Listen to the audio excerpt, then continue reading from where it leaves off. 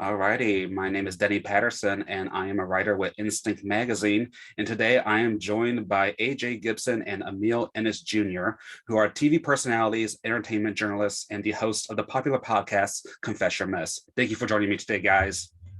Thanks for having us. We're excited to be here. Of course. So I'd like to begin by talking more about the podcast Confess Your Mess. Sure. You launched it in August of last year? Yeah. Okay. So how has it been received by listeners so far?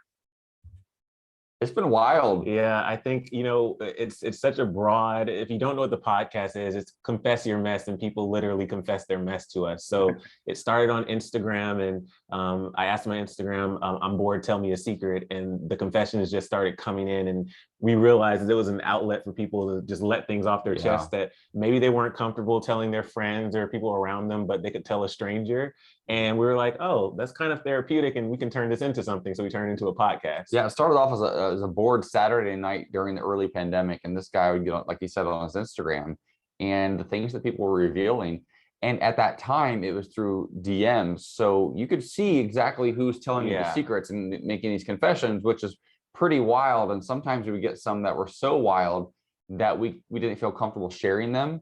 We didn't feel comfortable because for legal purposes, some of the stuff people were telling us, like, okay, I don't want to know that. I'm not going to share that anywhere. So now that the show has been developed into a full podcast, we've partnered with Straw Hat Media. Now we have a website, confessyourmess.us, and people can submit anonymously there, so they can leave us the most wild confessions ever, and then we can share them, which is fantastic. They can leave voice notes too. Yeah. And what we found too is, like, every single episode is not just us reading these secrets and having this kiki and this laugh, or sometimes sad. It's a wide range of emotions, but every single episode we're confessing things. We're so very open, but also we have a celebrity guest every single episode as well, and they confess things to us, and it's just like it's like hanging out with a group of your friends. And it's low-key therapy for the two of us. Like, we learn things about each other every single episode, which is sometimes great and sometimes one of us reveals a lot more about the other. I'm terrible at secrets. I tell everything. Sometimes multiple times too, and he calls me out when I every single time stories. I call him out. It's very relaxed. Good. Well, episodes are released every Thursday, is that correct? Yeah, every Thursday. And to your original question, which I don't even know if we answered, how people have received it. No, listeners love it. We call our listeners our messengers, because they get into the mess with us, and then they help spread the message of the podcast.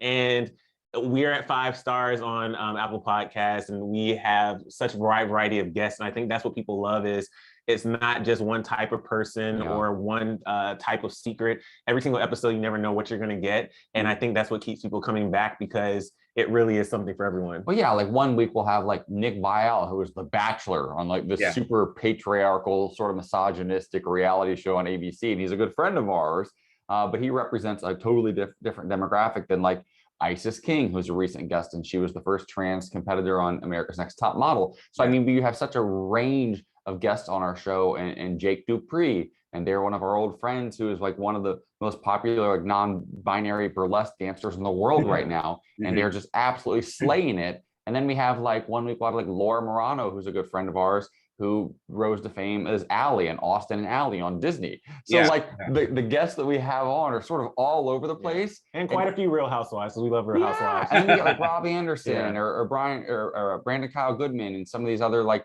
who do we have on just recently who you're super obsessed with? Oh, Terrell Grice. Terrell Grice. It's just like it's such a mixture of people, and it's so great because literally 90% of the guests we've had are friends or people who we're close with. And then we have a sprinkle of people that we've met for the first time, or maybe we're just friends with on social media. But by the end of it, we're all like, wow, that was so much fun. This is just, it's just a blast. Yeah, Gigi from Shaws of Sunset came on the show, and then we became such good friends. She wants to come to our wedding. And so like we invited her to our wedding. So it's just like, it's been a really cool experience. And we hope that our listeners are really enjoying it. It seems like they are, based on the 5-star reviews. But we're just having a blast. Awesome. So there's a little something for everybody. Absolutely. Except our parents. I told my parents don't listen. Yeah, my mom doesn't listen. She gets, because here's the thing. Truth be told, when it comes to like secrets and confessions, it's a lot of sex. A lot of sex. Yeah. A lot of sex. And we try to create spaces for all sorts of sexual conversations. And oftentimes that means, queer sex and the wide gamut of that experience. Or recently we had like a whole conversation about circumcision.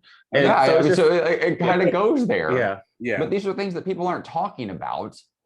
You might talk about, you know, in your friend group privately, but to talk about it on a podcast and then put it out there for all eternity is pretty wild. Forever. So our moms kind of stay away, but we're having a blast. Good.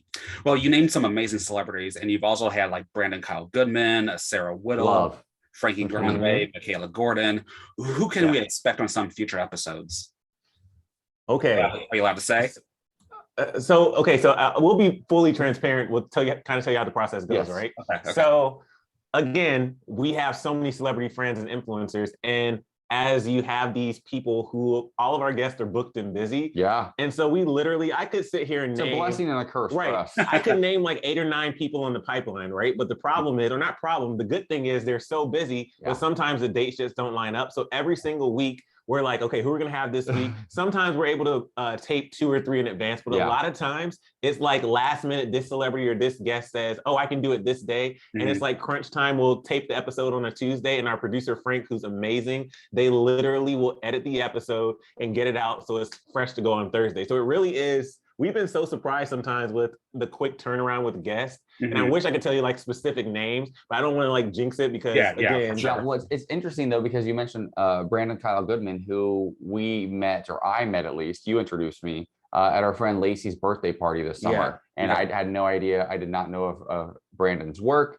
and fell in love. And so we had them on the podcast. And that's how a lot of these conversations, I know Dexter Mayfield is a friend of yours who I was introduced to by you. Again, we met at the what was it? The We're Here. No, the We're Here premiere for season 2 on HBO Max. Dexter is scheduled to come on. We haven't scheduled a date yet, but they said we have a lot of people who have said they're down to come on. It's just a matter of figuring out the timing. Will say with confidence, I know Yvette Nicole Brown is a good friend of ours, and she's agreed to come on. It's just a matter of scheduling right now. So she's going to be coming on soon. And we have some really fun people lined up. It's just a matter of getting them on. Yeah. But somehow every single week we line up a guest. It happens, and we keep this thing rolling. So we're grateful. Awesome. Now, is this the first project you two have worked on together? Other than our relationship, yeah.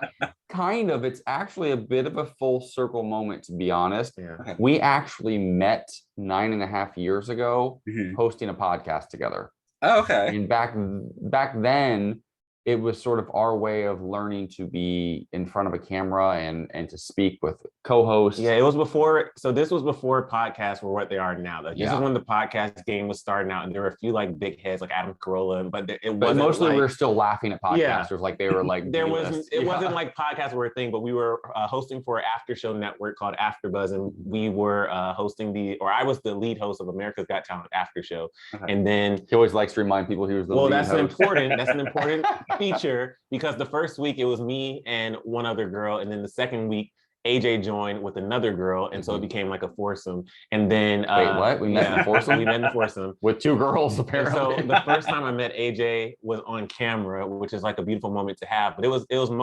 video dominant, but it did go to an audio podcast as well. Okay. But also the first time he met me, he knew I was coming. He knew I was joining the panel, and he sat in his car and waited outside to see me walk by first so that I could go inside first, because he was nervous to meet me. I looked him up, and online at the time I was, I looked him up, and I was pretty sure he was gay, but I wasn't like 100% sure. And there was like this one photo I found where he was in like a silver Speedo and sprayed silver paint. I had abs painted on me at White Party in a silver Speedo for like, what was it, superhero night or something. So I was like, I'm pretty sure this guy is gay, but I don't want to assume. But yeah, and then that's how we met. That's how it started. And it's very interesting because we've had quite a few. We just had recently Tiffany Moon she was on Real Housewives of Dallas. Okay. And she said something to us about, how it's so cool that we're able to work with each other. And because she doesn't think she could work with her husband. Right.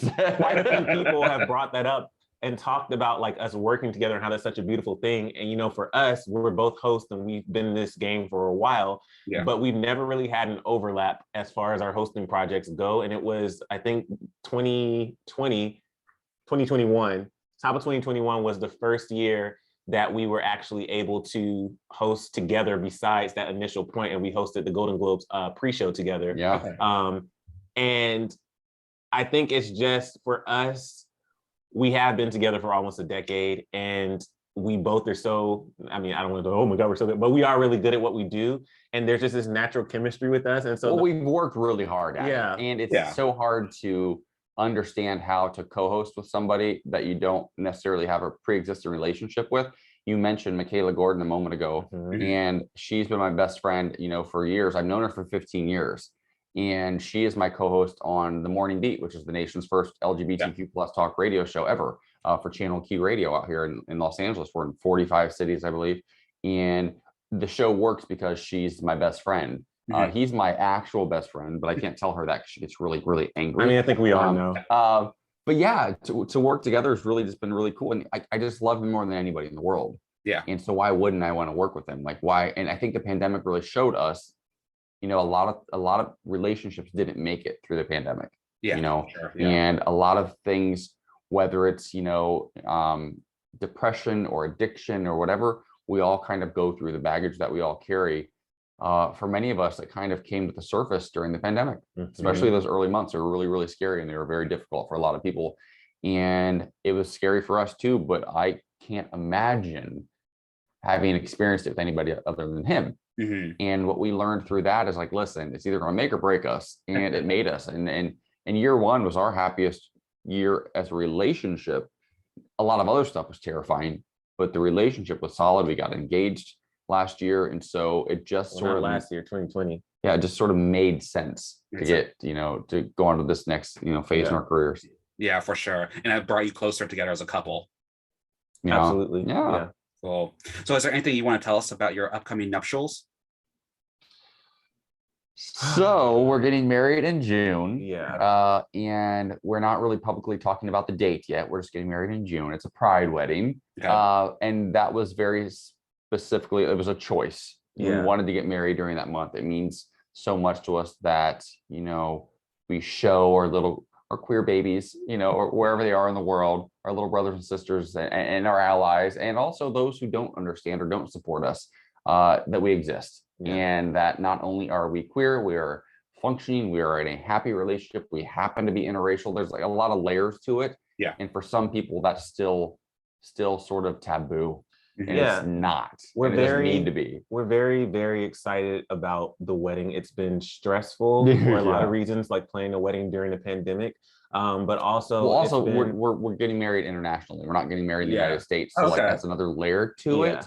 It's just a lot. It's been a beautiful thing though in a lot of ways, but and we both have been very open about like the struggles of being in a gay relationship and getting married and dealing with, you know, the hurdles of family and just different obstacles that other people may not have to deal with. And I think what we found through being so open is, one, we are seeing that we're not alone, and that there's other people who are either already married or who are planning their wedding, like, oh my God, I can relate. But also what we found is there's such a beautiful thing in just realizing that, you know, if you really think about like what the concept of marriage is, or specifically like what a wedding is, you want to have people at your wedding who truly support you. And if anything were to happen with that relationship, these are people who will be your ride or die, who are here to get you through whatever the ups and the downs.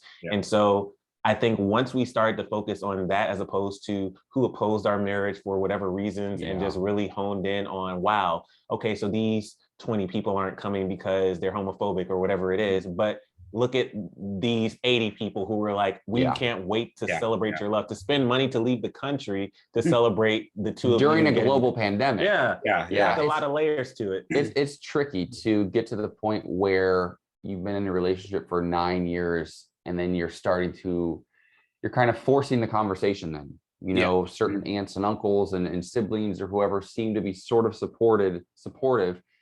And then the conversation is escalated when you say, hey, are you coming to our wedding? And then you find out how they actually feel about your relationship. That's pretty gut-wrenching stuff. It was hard, but then also I think when we like really, or for me personally, when I really started analyzing and just doing some reflection on how it was making me feel, what do you do things for in life? Are you doing it for others? Or are you doing it for yourself and for your own happiness? It's kind of liberating at the end of the day. Yeah. Because if we continue to live our lives because we're looking for some type of validation or some type of accolade or some type of appreciation from others, cool. I can be rich and famous and have all these people at my wedding who don't truly support me, or I can, have what I have the people who love me and be happy with that. And that's kind of what the season in my life that I'm in is just focusing on what truly makes me happy and what brings me joy, and stop focusing so much on the negative and all the things that will take that away for whatever reason. Yeah, I'm mostly just focused on getting my body right for the wedding pictures, so I can look like this guy, because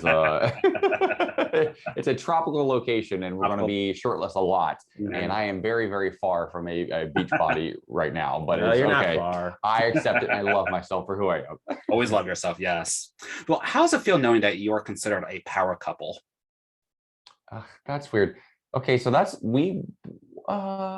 it's interesting. We've been given that title a couple of times. I think Vulture called us a power couple one time in an article. Yeah. We don't consider ourselves that in any way, shape, or form. And other than the fact that our coupleship, our courtship, our relationship is powerful. And in that way, 1,000% we're a power couple. Like in that way only.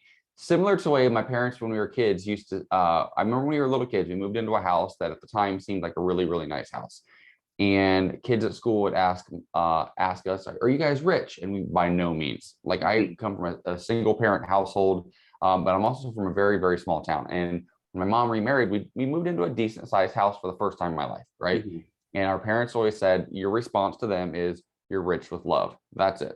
Because you all are broke. You guys have no money. Like we have a little bit of money. You kids have no money. You're rich with love. And so in that way, yeah, our relationship is powerful. And I hope that it makes other people feel empowered for sure. But listen, we are still struggling just like everybody else, trying to save up that money for the wedding, then save up money for a house, then save up money for a family. And as a queer couple, those things are expensive, especially the family aspect of it all. Yeah. And so a power couple in the traditional sense, absolutely not. That's ridiculous. But our relationship is powerful and I'm proud of it. Yeah, we're proud of everything all the success that we've had just by being ourselves. I think that's what's so powerful about it. The biggest thing that we pride ourselves on is just being authentic and true to who we are. So I think going back to the podcast or anything that we host or that we do, you're not getting a version of us. You're getting us. Of course, we share a lot. We don't share everything because we still have to have some. I share too much. No, I share way too much. Yeah. But there is something powerful about just that raw authenticity, and it's kind of refreshing. At least this is what people tell us, that we just kind of we're just ourselves. And so I don't think about a title like that. It's cool to see in an article or whatever, or power couple, but it's not something that we like go around and like, clear the way because power couple Emile Ennis Jr. and AJ Gibson are coming through. But yeah, I mean, I wish, like, there's sometimes there have been moments throughout my career, because both of us have just worked hard, like one brick at a time, building our careers, and it's been a slow process, and sometimes just overwhelming and defeating and deflating. And there's sometimes I wish, like, I wish I could have gotten a leg up, or maybe I had been born into money, or had a sugar daddy, or had somebody who just kind of like gave me an opportunity and said, hey, go for it. That would have been nice. But I know that I wouldn't have appreciated it the same. Yeah. And I wouldn't have found this guy. Because just to be clear though, we could have easily gotten sugar daddies. Like it's not. I mean, I'm not saying I'm opposed completely. You're opposed. Oh yeah, it. Totally, for sure. No, sure. It wouldn't have been hard if we wanted it. No, I think for both of us, like, hey, if they want to call us that, if that helps us get more jobs and opportunities, great. But no, we are right. But no, we do work so hard, and we're so blessed, and just we just take everything a day at a time. Let's full transparency. We're sitting in a room right now that has been transformed into a working studio because he works from home. I work from home a lot. He does the reel from home. I do Wendy Williams. He's on Amazon Live. Like we hosted the Golden Globes red carpet from home. We had to create the studio during the pandemic, but at the beginning of this pandemic, this was our roommate's bedroom. So I mean, really? We're far from power couple. Like, absolutely, and that's just us being real. And we, we're still at that point a couple of years ago, even where we weren't sure And then a couple months into the pandemic, we said, listen, we're good. In fact, the roommate's right over here. She has a little side sits in the corner. No, Hi. Hey, Kim, you stay over there. There's no roommate anymore. No. Now we just have a son, Kingston, our dog. But yeah, so I mean, if this is a power couple, sure. But 2 years ago, the studio we're in now was a bedroom for a roommate who paid part of our rent. So make of that what you will. Yeah, for sure. Now, speaking of your successful careers, I mean, you are TV personalities, entertainment journalists, celebrity interviewers, and I hope to be as big as you someday because that's what I love. That's my passion. Have you two always had a passion for this? Yeah. So for me, I've known I was gay since I was like 3. And I'm sure I talk about this on the podcast. Well, actually, I don't need to get into how I knew, but I knew. But I think for me, it was always I loved having an audience. I loved entertaining, and to the point when I was 6 or 7, I created a variety show in my basement. There's video footage out there. That my dad would set up the camera, and it was like on one of those huge like home video cameras, and I would sing, I would host the show. My dad was a pastor, so I would do like Bible verses and stuff. It was like a whole thing. And then I had my best friend, which was, I don't know if you remember the My Buddy dolls, but it was a My Buddy dolls, a black one. Yeah. And he was my little brother. My buddy, kid, sister, wherever I go, they're gonna go. He was my best friend. I called him my little brother, and he was my co-host for certain segments. So it's always something that I personally was passionate about. But as I got older and saw what the world truly was, I was so afraid to, especially coming from a religious background, be open and authentic with who I was and have that presence in front of the camera. Yeah. But it was also so freeing once I came out of the closet, because if you look at my hosting work from when I first met him at AfterBuzz and like those beginning years to when I came out on camera, and that was like a big, I was like crying. I flirted with him on camera because I knew he was closeted and I could tell. Yeah. And I became sort of a mentor. But I did not come out on camera. It was on a different show that I came out on camera. No, but I'm saying you can tell from the first time you see us on camera, you're very much in the closet and nervous. I was very nervous, but then to see the transformation from then to now is to all this man. Yeah, I just think it's just I go back and I get emotional because I can see the hurt and the pain in those older videos versus now when I have no shame. I'm not holding anything back. There's no filter anymore. Yeah. I remember writing a paper in maybe elementary or junior high that I wanted to be David Letterman. Okay. And because he was from like Indiana and he was one of the most famous names in the game back then. And this is when we had, 4 or 5 hosts that you could name in the world. You know, there weren't a lot of them, and not every influencer and actor was a host yet. And that was sort of my, I don't know, he was my, like the pinnacle. He was like the dream for so long. And then as I got older, I had to reevaluate what I wanted and unlearn the standard or like that I had set for myself. This cis straight white guy who was in this old system on CBS doing like late night TV. And it took me a lot of time to really process that I'm not going to be him in that way, and that's okay. Yeah. And I don't have to act like him. I don't have to talk like him, and I can just be me. Yeah. And I will say genuinely, I've been in this game for a minute, and I've been doing, I had a national talk show on Fox 6 years ago, Hollywood Stay Live. I've been doing the Wendy Williams show for 5 or 6 years now. I've been in the game I've been doing the biggest red carpets in the world, right? Yeah. And I would say probably genuinely until the last couple of years, working on the morning beat on Channel Q radio and then doing this podcast with Emile, I finally at 41 have really started to like let it go. Let it fly and celebrate my queerness. And I've been out for over 20 years. So I've been out, but still was living in this sort of cloud of this preconceived notion of what it meant to be a gay man and what type of gay man I thought I had to be and how, like, what level of masculine I needed to be. Which I feel like I've helped him a lot with that, just because once I came out and got comfortable with myself, I feel like that helped him get to be more comfortable with himself, because, and I know I'm a bit younger, but also, you can live your life, putting on this front and, like he said, this idea of how you think it's going to be. But if you if you really want those opportunities, whatever the opportunity is you want in your life, whether it's romantic opportunity, career opportunity, whatever the opportunity is, I truly believe that you attract what you put out. So if you're putting out an inauthentic version of yourself, if you're putting out a version of yourself that you think people are looking for, you're not going to attract what you actually want. And I think once we both realize that, that's when our lives start to change. Once we realize that the reason why we're not getting the opportunities that we actually want is because we're not actually presenting who we actually are. Well, it was also the knee-high stilettos he got, the hot pink boots. That also was a part of it for me. Yeah. And the first time I saw him walk in those, and I was like, wow, I'm really, really attracted to you right now. And I'm not exactly sure why. This was years ago. I remember being like, oh, huh. And then I put them on. And then they made their way into our bedroom one night. And it didn't last that long, but it was enough that I was like, okay, I'm kind of into some stuff. And this is kind of hot. So very nice.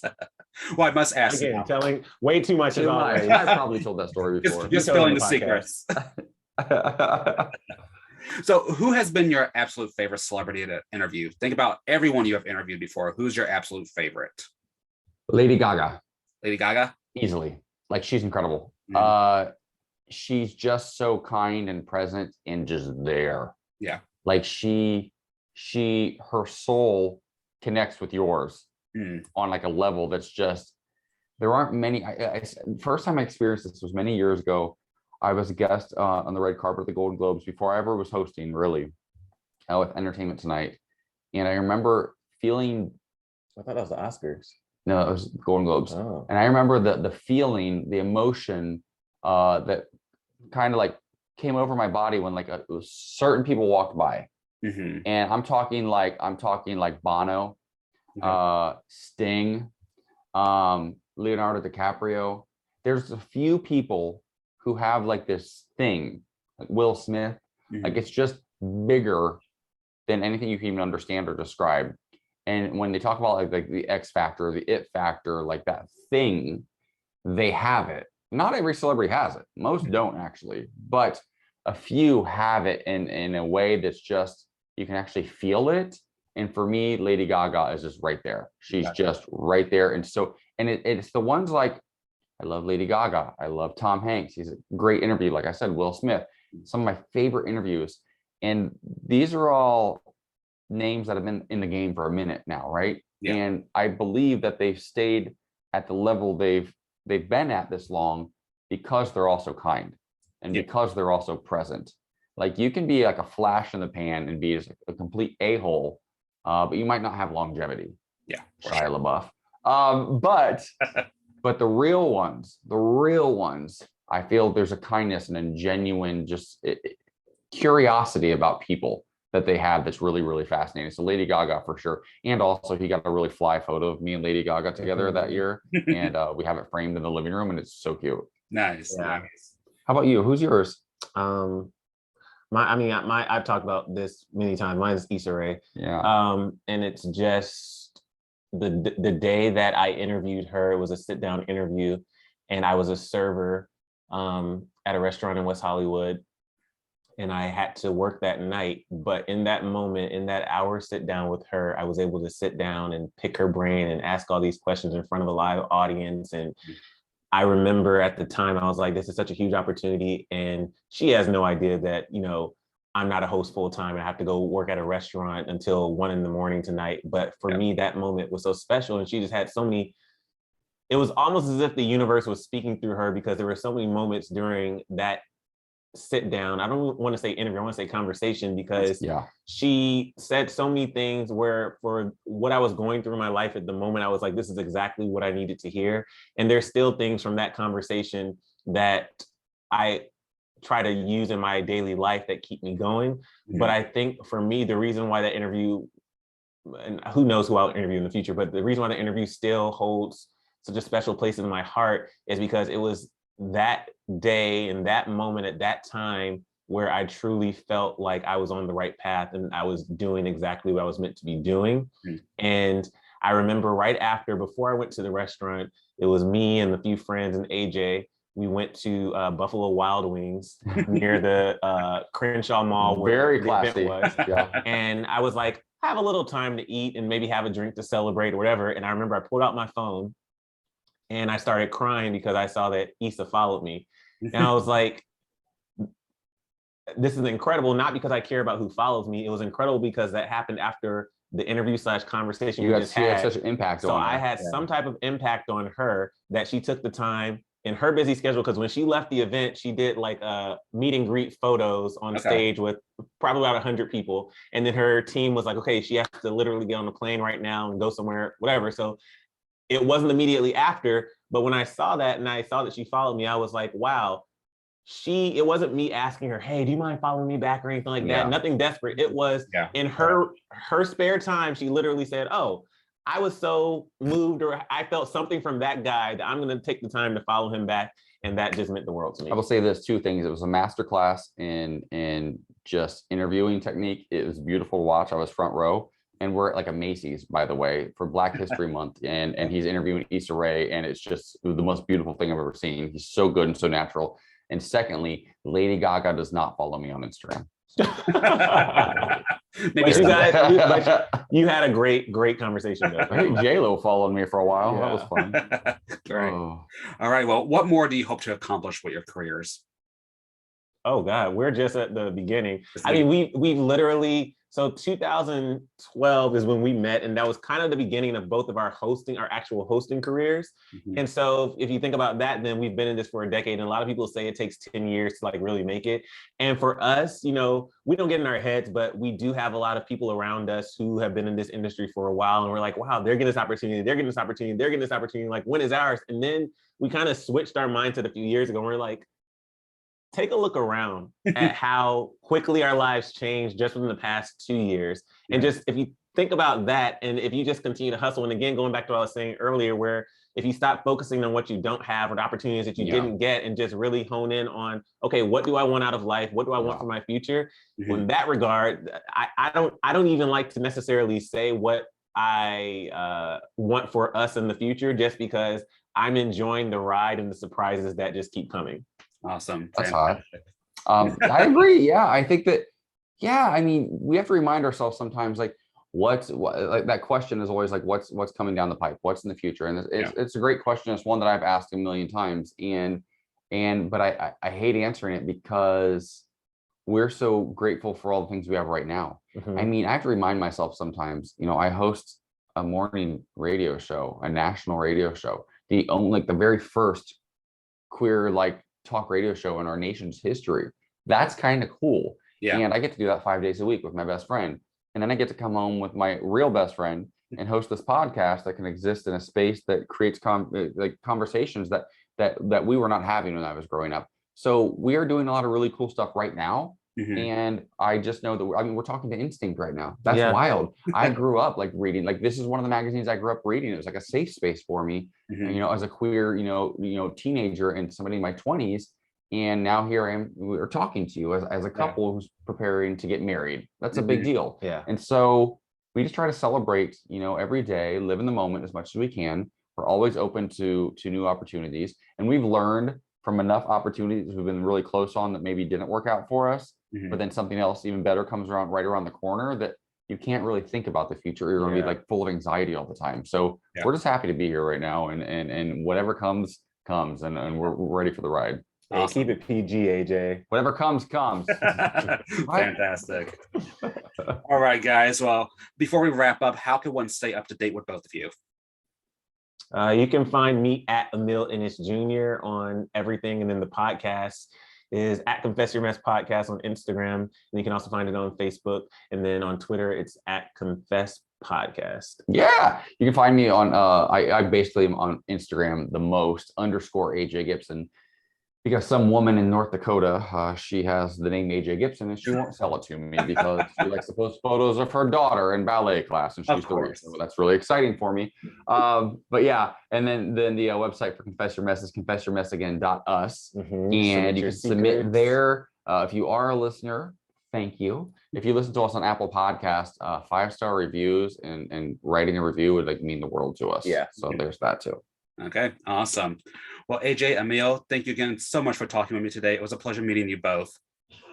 You too. Thanks for having us. Of course. So if I have any more questions, we'll reach back out. But otherwise, have a great day and thank you again. Bye-bye. For sure. You're awesome. Thank you so much. Thank you. Bye.